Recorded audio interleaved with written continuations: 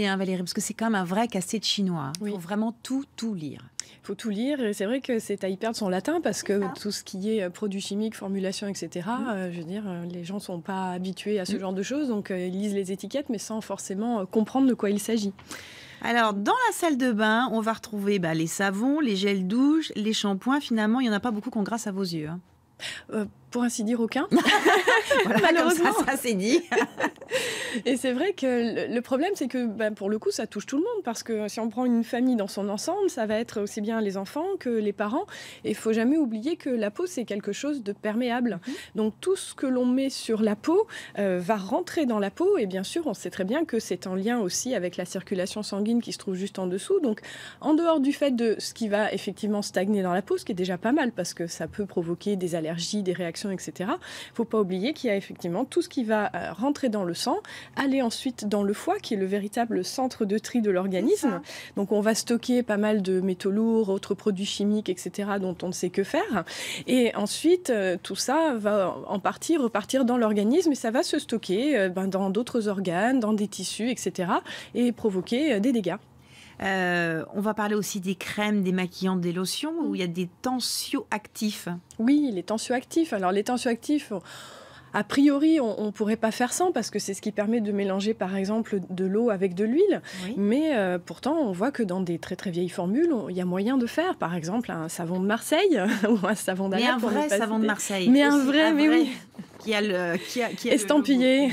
Voilà. Les déodorants, vous préconisez de quasiment pas vous en mettre d'ailleurs, d'opter pour autre chose. Oui, alors bon, je vais peut-être faire rire ou poser question, mais disons que normalement, si on a une bonne hygiène de vie, une bonne hygiène alimentaire, on ne doit pas avoir d'odeur. À l'intérieur. Exactement. En fait, le reflet, voilà, exactement. C'est vrai que le déodorant, après, pourquoi pas mettre un peu d'huile essentielle, mais toujours pareil, avec parcimonie, et puis pas toujours la même, parce que, au bout d'un moment, il peut y avoir des cumuls, etc.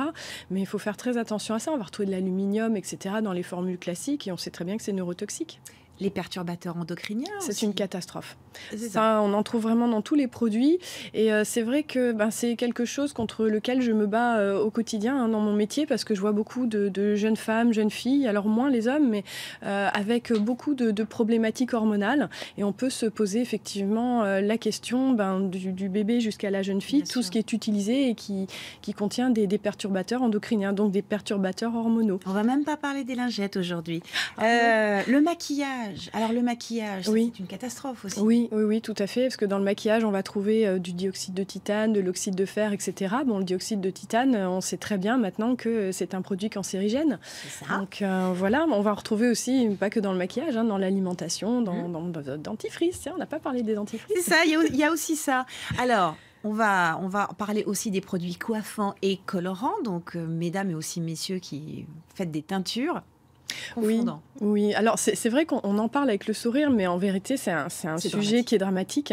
Et il faut savoir qu'en ce qui concerne les produits colorants, il y a des études récentes qui ont montré qu'il y avait une relation avec les cancers de la vessie. On sait que c'est en augmentation constante.